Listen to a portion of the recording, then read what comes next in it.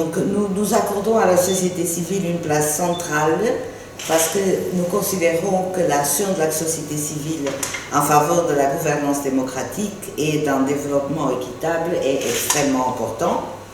Et ces dernières années, nous avons développé une stratégie plus renforcée avec les organisations de la société civile à travers un dialogue structuré. Ici à Maurice, Madame l'ambassadeur, qui est malheureusement absente aujourd'hui, au moins une fois par an, elle a un dialogue structuré avec les organisations de la société civile à Maurice. Et nous avons aussi élaboré une feuille de route pour notre engagement avec ces organisations. Et grâce à cette feuille de route, nous pouvons annoncer aujourd'hui que nous allons allouer un montant de 2 630 000 €, donc à peu près 105 millions de roupies, en appui aux organisations de la société civile de Maurice pour la période 2019-2020. Et ces fonds vont être alloués à travers un appel à proposition qui va être lancé aujourd'hui. Donc cet appel à proposition porte sur 2 thématiques. La première, c'est le genre.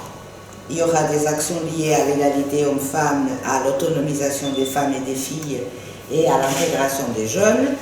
Et la deuxième thématique à développer sera le changement climatique pour appuyer des actions visant l'adaptation au changement climatique et à l'atténuation de ses effets.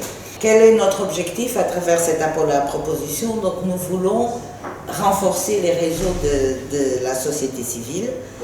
Nous voulons encourager le renforcement des capacités des organisations de la société civile à faire un plaidoyer efficace sur ces 2 thématiques. En termes concrets, nous allons par exemple soutenir des actions qui vont renforcer la capacité des associations féminines pour leur participation à la prise de décision, la plaidoirie pour l'égalité hommes-femmes, pour la promotion des droits des femmes et des filles en vue de leur autonomisation, des associations qui vont promouvoir l'implication des acteurs locaux dans l'action climatique, promouvoir le partenariat entre la société civile et les organisations publiques et les autorités locales. Donc en termes pratiques, la prochaine étape, c'est la date limite pour la soumission des notes succinctes. Donc la première étape des projets qui est fixée au 30 septembre 2019.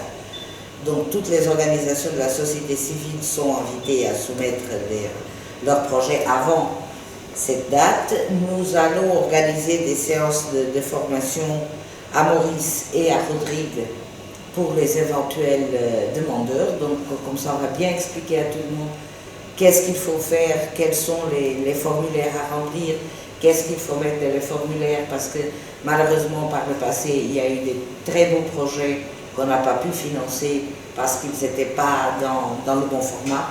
Donc nous sommes aussi une administration publique, nous avons nos procédures à respecter. Vous pouvez trouver toutes ces informations sur les dates des séances d'information sur notre site web, le site web de la délégation, et sur la page Facebook EU with Mauritius.